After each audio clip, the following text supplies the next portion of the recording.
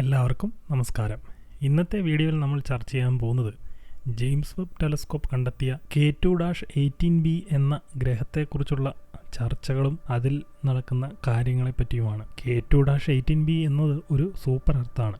Super earth എന്ന് പറഞ്ഞു കഴിഞ്ഞാൽ നെപ്റ്റ്യൂണിനേക്കാൾ ചെറുതും എന്നാൽ ഭൂമിയേക്കാൾ വലുതുമായ ഗ്രഹങ്ങളെയാണ് സൂപ്പർ എർത്ത് എന്ന് പറയുന്നത്. ഈ ഗ്രഹം സ്ഥിതി ചെയ്യുന്നത് ഭൂമിയിൽ നിന്നും 124 പ്രകാശവർഷം അകലെയായിട്ട് കോൺസ്റ്റലേഷൻ ലിയോയിലാണ്. ഒരു ചുമന്ന കൊള്ളനെയാണ് K2-18b ചുറ്റുന്നത്. ചുമന്ന കൊള്ളൻ എന്ന് പറഞ്ഞാൽ റെഡ് ഡ്വാർഫ്.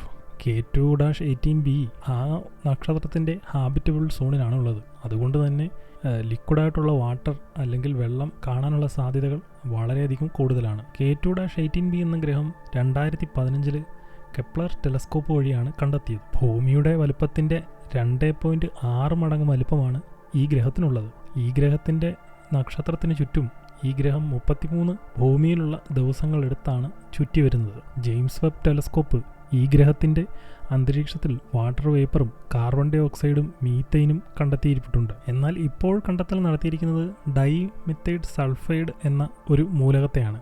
ഈ മൂലകം സൂചിപ്പിക്കുന്നത് ആ ഗ്രഹത്തിൽ ജീവനുള്ള സാധ്യതകൾ ഉണ്ടാകാം എന്നതാണ്. ഭൂമിയിൽ ഡൈമെത്തൈൽ സൾഫൈഡ് ഉണ്ടാകുന്നത് പ്രധാനമായും ജീവികൾ, പ്രത്യേകിച്ച് കടൽ ഫൈറ്റോ പ്ലാങ്ക്ടനുകൾ ഉൽപ്പാദിപ്പിക്കുന്ന ഒരു ഗ്യാസാണ്. അങ്ങനെയാണ് ഭൂമിയിൽ ഈ ഡൈമെത്തൈൽ സൾഫൈഡ് ഉണ്ടാകുന്നത്. ഈ കണ്ടെത്തലോടുകൂടി K2-18b എന്ന ഗ്രഹത്തിൽ ജീവനുള്ള സാധ്യതകൾ വളരെയധികമാണ് എന്നാണ് ഇപ്പോൾ കണ്ടെത്തലുകൾ സൂചിപ്പിക്കുന്നത്. എന്നാൽ ഈ കണ്ടെത്തലിൽ വലിയ ജാഗ്രതയും സംശയവുമാണ് ശാസ്ത്ര സമൂഹം പ്രകടിപ്പിക്കുന്നത്. ഇപ്പോൾ ലഭ്യമായ ഡേറ്റയിൽ നിന്ന് 100% ഉറപ്പോടെ ഡൈമെത്തൈൽ സൾഫൈഡ് ഉണ്ടെന്ന് പറയാൻ കഴിയില്ല എന്നതാണ് പ്രധാനമായ കാര്യം. K2-18b എന്ന ഗ്രഹത്തിൻ്റെ അന്തരീക്ഷം ഹൈഡ്രജനാൽ സമൃദ്ധമായതുകൊണ്ട് തന്നെ ഭൂമിയിൽ നിന്ന് വ്യത്യാസവുമാണ്.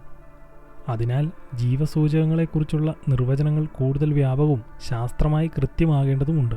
ഈ കണ്ടെത്തൽ ശാസ്ത്ര സമൂഹത്തിന് വലിയ ആവേശവും പുതിയ ചോദ്യങ്ങളും ഉയർത്തുന്നുണ്ട്.